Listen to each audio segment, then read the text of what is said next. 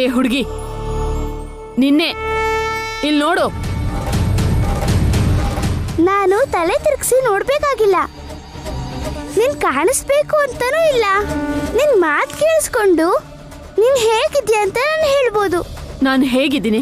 ನನ್ಗೇನ್ ರೋಗ ಬಂದಿದೆ? ನೀನ್ ಹೇಗಿದ್ಯಾ ಅಂತಂದ್ರೆ ನಿನಗ್ ರೋಗ ಬಂದಿದೆ ಅಂತಲ್ಲ, ಕೋಪ ಮತ್ತೆ ದ್ವೇಷದಲ್ಲಿ ಒದ್ದಾಡ್ತಿದ್ಯಾ ಅಂತ ನಾನು ಹೇಳ್ತಾ ಇದ್ದೀನಿ. ನಿನ್ ತಳ್ಕೊ ಬಳಕು ಮಾತೆಲ್ಲ ಬೇಡ. ನಿನ್ ಬಗ್ಗೆ ಈ ಮನೆಯವರೆಲ್ಲ ಹೇಳಿದ್ದಾರೆ ನೀನ್ ಮಾಟ ಮಾಡ್ತೀಯ ಅಂತ. ನಾನು ನನ್ನ ಚಿಕ್ಕ ಮಗಳು ಒಡವೆನ ಕದ್ದಿಲ್ಲ. ಅದು ನನ್ನ ಚೀಲದಲ್ಲಿ ಬಂದಿದೆ ಅಂದ್ರೆ ನನ್ಗೆ ಯಾಕೋ ನಿನ್ ಮೇಲೆ ಅನುಮಾನ ಬರ್ತಿದೆ. ಏನಂತ? ಆ ಒಡವೆಗಳನ್ನ ನೀನೇ ಇಟ್ಟಿದ್ಯಾ ಅಂತ. ಭೇಷ್, ನೋಡ್ದೇ ಇದ್ರು ಅಂದಾಜಂತೂ ಸರಿಯಾಗಿ ಮಾಡಿದ್ಯಾ. ಅಂದ್ರೆ ಆ ಒಡವೆಗಳು ನಿನ್ ಚೀಲದಲ್ಲಿ ಇಟ್ಟಿದ್ದು ನಾನೇ.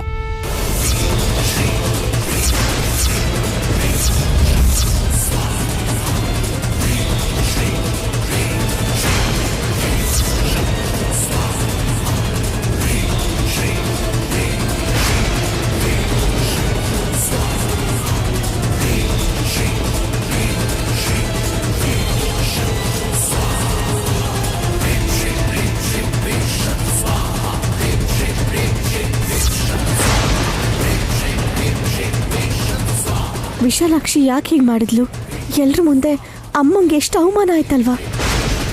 ನಾನು ಅನ್ಕೊಂಡಾಗೆ ಆ ಕೆಲಸ ನೀನೇ ಮಾಡಿದ್ಯಾ ಅಂತಾಯ್ತು. ಬೀಗತಿಯಾಗಿ ಈ ಮನೆಗೆ ಬಂದ್ರೆ ಈಗ ಕಳ್ಳಿ ಪಟ್ಟ ಹೊತ್ಕೊಂಡು ಊರಿಗೆ ಹೋಗ್ಬೇಕು ಅಷ್ಟೇ ಅಲ್ವಾ? ನಿಜವಾಗ್ಲೂ ನೀನ್ ಕಳ್ಳಿ ಪಟ್ಟನ ಹೊತ್ಕೊಂಡು ಹೋಗಲ್ಲ. ಇನ್ಯಾವ ಆರೋಪ ಹೊರ್ಸಕ್ ನೋಡ್ತಿದ್ಯಾ? ಕೊಲೆಗಾರತಿಯಾಗಿ ಹೋಗ್ಬೇಕಲ್ವಾ?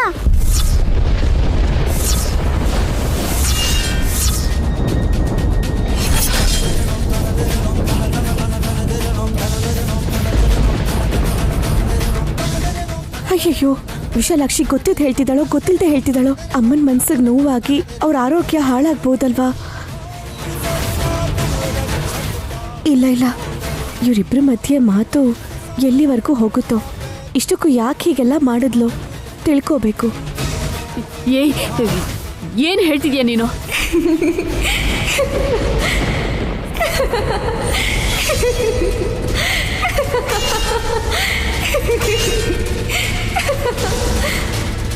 ಯಾಕೆ ನಗ್ತಾ ಇದೀಯಾ?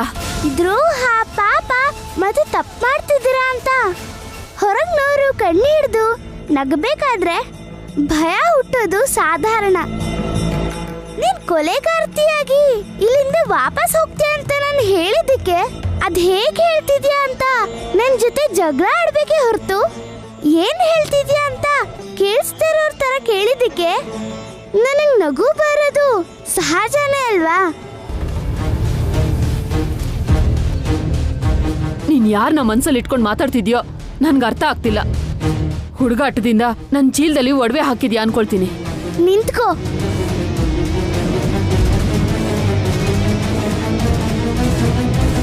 ಅಷ್ಟ್ ಬೇಗ ಹೊಟ್ಟೋಗ್ತೀಯಾ? ನಿನ್ ಉದ್ದೇಶ, ನಿನ್ ಗುರಿ ನಿನ್ ಮಕ್ಕಳನ್ನ ನೋಡೋಕೆ ಅಂತ ಬಂದಿರೋದಲ್ಲ, ಒಬ್ರನ್ನ ನೋಡದೇ ಇರೋ ಹಾಗೆ ಮಾಡೋದಿಕ್ಕೆ. ಇನ್ನು ಸಾಕು ನಿಲ್ಸು ತಾಯಿ, ನಿನ್ ಕೈ ಮುಗಿತೀನಿ. ನೀನ್ ಈ ಮಾತುಗಳಿಂದ ನನ್ನ ತಲೆ ಸಿಡ್ದೋಗ್ತಿದೆ. ನಿನ್ ಹತ್ರ ಮಾತಾಡಕ್ ಬಂದಲ್ಲ ನನ್ ತಪ್ಪು. ನಿನ್ ಮಾತು ಕೇಳಿ ನನ್ ಮನ್ಸಿಗೆ ತುಂಬಾ ನೋವಾಗ್ತಿದೆ. ನಾನು ಹೋಗಿ ಪೂಜೆ ಮಾಡ್ತೀನಿ, ಅಲ್ಲಿವರೆಗೂ ನನಗೆ ಸಮಾಧಾನ ಆಗಲ್ಲ.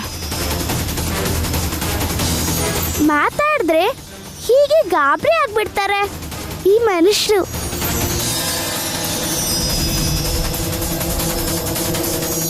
ವಿಶಾಲಾಕ್ಷಿ ಮಾತಿನ ಒಳ ಅರ್ಥ ಏನಿರ್ಬೋದು? ಅಮ್ಮ ಕೊಲೆ ಮಾಡುವಂಥ ಅವಕಾಶ, ಪರಿಸ್ಥಿತಿ ಯಾಕೆ ಬರುತ್ತೆ? ಹಾಗೇನಾದರೂ ಇದ್ರೆ ನನಗೆ ಮೊದಲೇ ಗೊತ್ತಾಗಬೇಕಲ್ವಾ?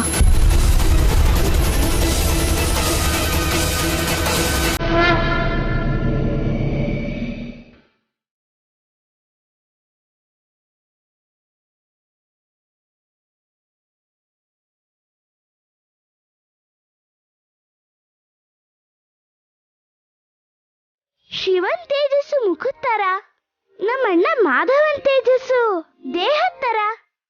ನಿನ್ ಕೆಲ್ಸ ಚೆನ್ನಾಗಿದೆ ಕಣೆ, ಆರಾಮ ಕುತ್ಕೊಂಡಿದ್ಯಾ. ಸೈಲೆನ್ಸ್.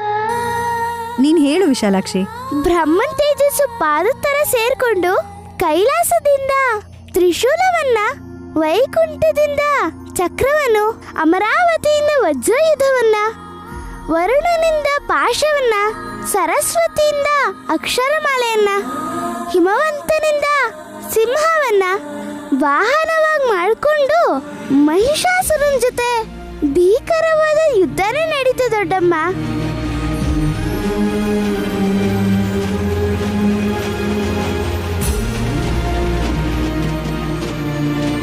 ನೀನೇ ಮಾಡಿರೋ ತರ ಹೇಳ್ತಿದ್ಯಲ್ಲ. ಅವಳು ಬುದ್ಧಿ ಇಲ್ದೇ ಇರೋದ್ರಿಂದ ಹೇಳೋದನ್ನ ಕೇಳಿಸ್ಕೊತಿದ್ದಾಳೆ. ನಿಮ್ಗೇನ್ ಗೊತ್ತು ಆಂಟಿ? ವಿಶಾಲಾಕ್ಷಿ ಹೇಳ್ತಿದ್ರೆ ಆ ಯುದ್ಧನೆಲ್ಲ ಕಣ್ಮುಂದೆನೇ ನಡೀತಿರೋ ಹಾಗಿದೆ ಗೊತ್ತಾ? ಇವಳಿಗೆ ಏನ್ ಗೊತ್ತಿರತ್ತಮ್ಮ ಇದೆಲ್ಲ. ಪೂಜೆ ಆಗಿದ ತಕ್ಷಣ ಕಿಚನ್ ಓಡೋಗ್ಬಿಡ್ತಾಳೆ ನೋಡು. ನಿಮ್ಗೋಸ್ಕರನೇ ಮವ. ಏನತ್ತೆ ಹುಲುಚಿ ಜೊತೆ ಆಡ್ಕೊಂಡು ರೂಮಲ್ಲೇ ಇರ್ತೀರಾ? ಎಲ್ ಬಿಡ್ತಾರಳಿ ಅಂದ್ರೆ ಮಗುನ ಮುಟ್ಟೋಗ್ ಬಿಟ್ರೆ ತಾನೆ.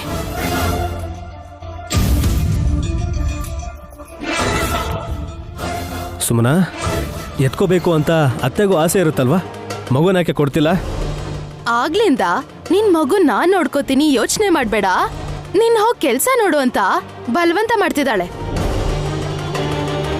ಈ ಕಳ್ ಪ್ರೀತಿ ನಂಗಿಷ್ಟ ಆಗಲ್ಲ. ನೀನೇನಾದ್ರೂ ಕೆಲ್ಸ ಮಾಡೋದಕ್ ಹೋದ್ರೆ, ಇಲ್ಲ ನಿನ್ನೇ ನೀನ್ ನೋಡ್ಕೋತಾ ಇದ್ರೆ ಮತ್ತೆ ಪಾಪನ್ ನೋಡಕ್ಕಾಗಲ್ಲ.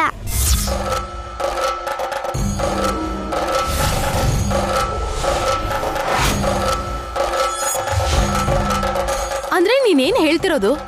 ನಿಮ್ಮ ಅಮ್ಮಂಗೂ ಅರ್ಥ ಆಯ್ತು ಆದ್ರೆ ನಿನಗ್ ಮಾತ್ರ ಅರ್ಥ ಆಗ್ಲಿಲ್ಲ. ನಿನಗೇನ್ ಅರ್ಥ ಆಯ್ತಮ್ಮ? ಏನೂ ಇಲ್ಲ. ಅಮ್ಮ, ಗಂಧ ಇಟ್ಟಿದ್ಯಾ? ಅಲ್ಲೋಡು, ಅಮ್ಮನವ್ರ ವಿಗ್ರಹದ ಮುಂದೆ ಇಡು ಅಂತ ಹೇಳಿದ್ಯಲ್ಲ, ಇಟ್ಟಿದ್ದೀನಿ. ಸುಮನ, ಈಗ ಹುಲ್ಲುಚ್ಚಿನ ನೀನು ಕೆಳಗ್ ಮಳ್ಸು, ಪರವಾಗಿಲ್ಲ. ಹೌದು ಕಣೆ, ಎಷ್ಟೊತ್ತು ಹಾಗೆ ಎತ್ಕೊಂಡಿರ್ತೀಯ, ಅಲ್ಲಿ ಮಲಗ್ಸು.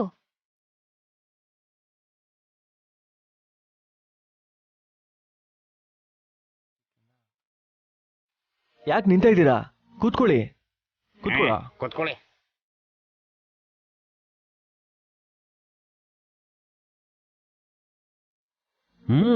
ಕೂತ್ಕೊಳ್ಳಿ, ದೃಷ್ಟಿ ತರ ಚೆನ್ನಾಗೇ ಇದೆ. ಡಮ್ಮೋ ಡಮ್ಮ. ಪಾಪ ಪರಿಹಾರ ನಡಿಬೇಕು ವಲ್ಲಭ.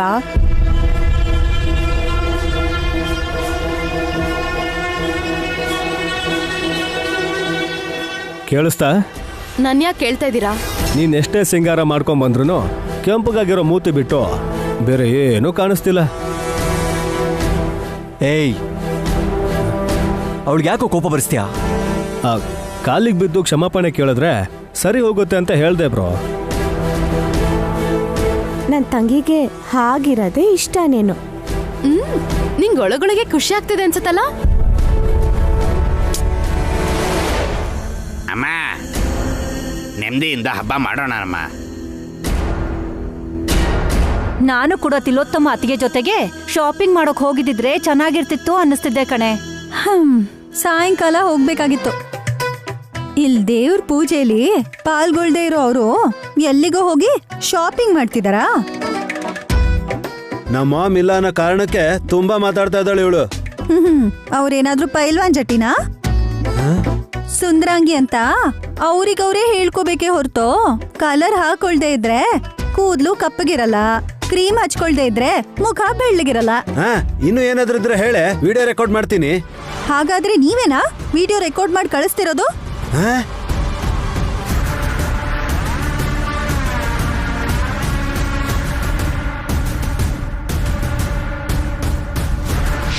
ಏನ್ ವಿಡಿಯೋ ಅದು? ಏನ್ ಹೇಳ್ತಾ ಇದ್ದೀರಾ? ಅದಕ್ಕೆ ಯಾಕೆ ಏನೇನೋ ಮಾತಾಡ್ತಾ ಇದ್ದೀರಾ? ಸದ್ಯಕ್ಕೆ ಪೂಜೆ ಕಡೆ ಗಮನ ಕೊಡಿ, ಓಕೆ ಪ್ಲೀಸ್. ನೈನಿ, ನೀನ್ ಹಾಡು ಹಾಡಿದ್ಮೇಲೆ ಹೂ ಏರ್ಸಿ ನಾವ್ ಆರತಿ ಮಾಡೋಣ. ವಿಶಾಲಾಕ್ಷಿ ಕೈಲಿ ಹಾಡ್ಸೋಣ ಅಕ್ಕ. ಹಾ ಹೌದು ಕಣೆ, ನೀನ್ ಹಾಸಿಗೆ ಬರೀ ಕತೆ ಹೇಳೋದಲ್ಲ, ಹಾಡು ಹಾಡ್ಬೇಕು. ಇದ್ದಕ್ಕಿದ್ದಂದು ಹಾಡು ಅಂದ್ರೆ ಹೇಗೆ? ನಾಚಿಕೆನ ತಂಗ್ಯವ? ಭಯ ಇರಬೇಕು. ಹಾಗೇನಿಲ್ಲ ಬ್ರೋ. ಪುಟಿ ನೀನ್ ಹಾಡು. ಯಾವ ಹಾಡು ಹಾಡ್ಲಿ? ನಾವೆಲ್ಲರೂ ಡ್ಯಾನ್ಸ್ ಮಾಡೋ ತರ ಒಳ್ಳೆ ಜೋಶ್ ಇರೋಂತ ಹಾಡು ಹೇಳು. ನಿಮ್ಮಮ್ಮ ಗೊಟಕಂದ್ಮೇಲೆ ಅವ್ರ ಹೆಣದ್ ಮುಂದೆ ಟಪ್ಪಂಗುಚಿ ಡ್ಯಾನ್ಸ್ ಮಾಡೋರಂತೆ ಬಿಡಿ. ಅಯ್ಯೋ ಅಕ್ಕ, ಏನಕ್ಕ ಹಾಗೆಲ್ಲ ಹೇಳ್ತೀಯ? ನಮ್ಮ ಮಾಮ್ ಇಲ್ಲ ಅಂತ ಬೇಜಾನ್ ಎಗರಾಡ್ತಾ ಇದ್ದಾಳೆ ಇವಳು. 1 ಗಂಟೆ ಇರೇ, ನಮ್ಮ ಮಾಮ್ ಬರ್ಲಿ, ನಿನ್ಗಿದೆ ಭಜನೆ. ಮೊದ್ಲು ಇಲ್ಲಿ ಭಜನೆ ಮಾಡಿ. ವಿಶಾಲಾಕ್ಷಿ ನೀನ್ ಹಾಡಮ್ಮ, ಹಾಡು. ಹಾಡ್ತೀನಾದ್ರೆ ಒಂದ್ ಷರತ್ತು. ಏನು?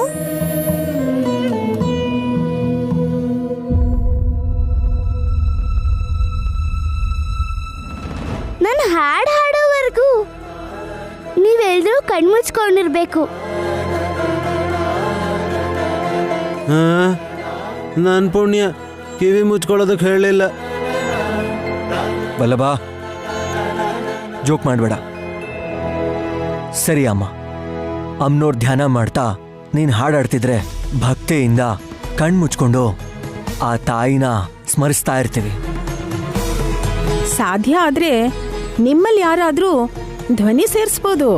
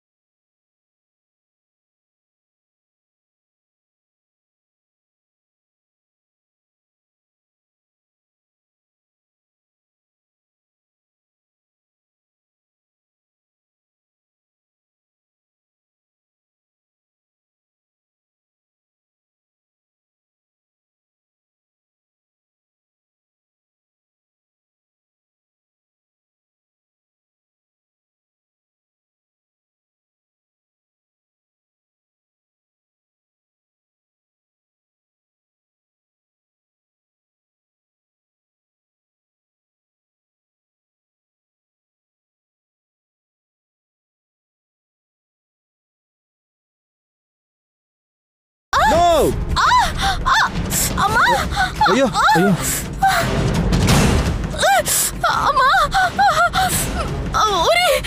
ಅಯ್ಯೋ ಏನಾಯ್ತು?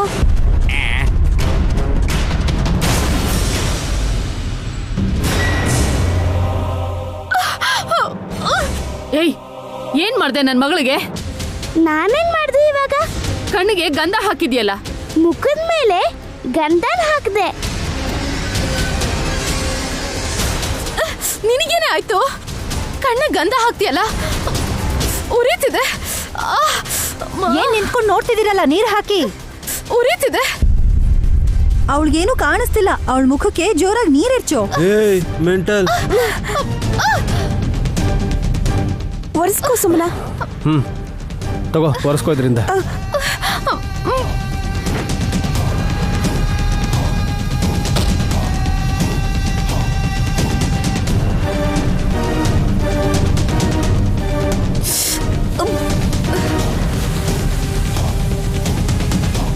ವಲ್ಲಭ್ ಅವ್ರು ನೋಡಿ ಕೂಗಿದಕ್ಕೆ ಸರಿ ಹೋಯ್ತು. ಇಲ್ಲ ಅಂದಿದ್ರೆ? ಇಲ್ಲ ಅಂದ್ರೆ ನನ್ ಕಣ್ ಹೋಗ್ಬೇಕಿತ್ತ? ನನ್ ಕುರುಡಿ ಆಗ್ಲಿ ಅಂತಾನೆ ಹೀಗ್ ಮಾಡಿದ್ಯಾ? ನಾನ್ ಮಾಡ್ದೆ ಆದ್ರೆ ಮಾಡ್ಸಿದ್ ಯಾರು ಅಂತ ಕೇಳ್ತಾನೆ ಇಲ್ಲ. ವಿಶಾಲಾಕ್ಷಿ, ನನ್ನ ತಂಗಿ ಮುಖದ ಮೇಲೆ ಗಂಧ ಚೆಲ್ಲು ಅಂತ ನಿಂಗೆ ಯಾರಾದರೂ ಹೇಳಿದ್ರಾ? ಹೇಳೋದೇನಮ್ಮ, ಗಂಧನೇ ನನ್ನ ಕೈ ತಂದ್ಕೊಟ್ರು.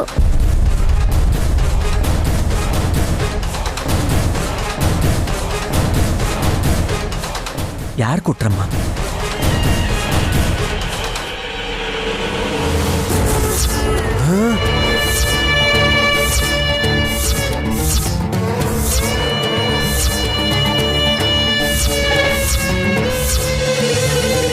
ಏನ್ ತಮಾಷೆ ಮಾಡ್ತಿದ್ಯಾನೆ? ನೀನ್ ಮಾಡೋದೆಲ್ಲ ಮಾಡಿ ನನ್ಗೆ ಹೇಳ್ತಾ ಇದೀಯಾ? ನನ್ನ ಕಡೆ ಬೆರಳು ತೋರಿಸ್ತಿದ್ಯಲ್ಲ, ಯಾಕೆ? ಪಲ್ಲವ,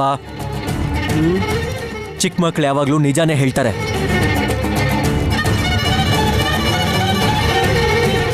ಒಂದ್ ನಿಮಿಷ ವೇಶ್, ನಾವೆಲ್ಲ ಅವಳು ಬೈತಾ ಇದೀವಿ, ಅದಕ್ಕೆ ವಲ್ಲಭ್ ನೋಡಿದ್ದೇ ಕಾರಣ ಅಂತ ಅವನ ಮೇಲೆ ಎತ್ತಾಕ್ತಾ ಇರ್ಬೋದೇನೋ. ತಪ್ಪಲ್ವಾ ತಂಗ್ಯವ? ಅಣ್ಣಯ್ಯ, ಅವರೇ ಗಂಧ ತಗೊಬಂದು ನನ್ನ ಕೈಗಿಟ್ಟು ಸುಮನ ಮುಖದ ಮೇಲೆ ಹಾಕು ಅಂತ ಸನ್ಹೆ ಮಾಡಿದ್ರು.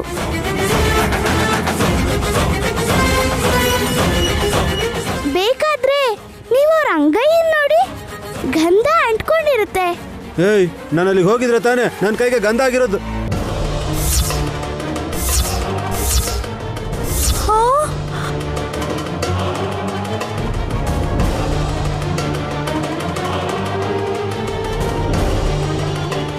ಇಲ್ಲ ಇಲ್ಲ, ನೋ. ಏಯ್, ಮತ್ತೆ ನೋ ಅಂದ್ರೆ ನಾಲ್ಗೆ ಸೀಳ್ಬಿಡ್ತೀನಿ. ಪಾಪ ಚಿಕ್ಕ ಹುಡುಗಿ ವಿಶಾಲಾಕ್ಷಿ, ಮಕ್ಕಳು ಹೇಗೆ ಹೇಳ್ತಾರೋ ಹಾಗೆ ಮಾಡ್ತವೆ. ಸನ್ನೆ ಭಾಷೆಯಲ್ಲಿ ನೀವು ಗಂಧ ಹಾಕಕ್ ಹೇಳಿದ್ರಾ? ಬುದ್ಧಿ, ಜ್ಞಾನ, ಬ್ರೇನು, ಗೀನು ಏನಾದ್ರೂ ಇದೆಯಾ ನಿಮ್ಗೆ? ಲೇ, ಮೇಲೆ ಆಣೆ ಕಣೆ, ನಾನು ಮುಟ್ಟೆ ಇಲ್ಲ ಕಣೆ. ಟಚ್ ಮಾಡಿಲ್ಲ ಅಂತಂದ್ರೆ ಹೇಗೆ ಅಂಟ್ಕೊಳ್ಳುತ್ತೆ ಬ್ರೋ? ಹಾ, ಇದು ಮಾಯೆ, ಮೋಸ, ಕುತಂತ್ರ.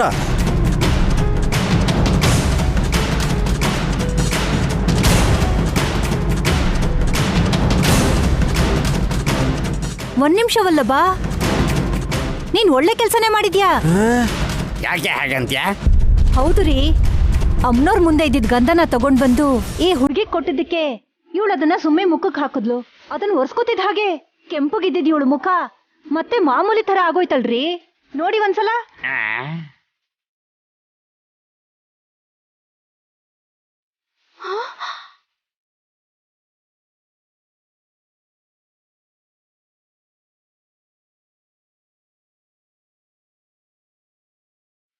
ಹೌದಾ?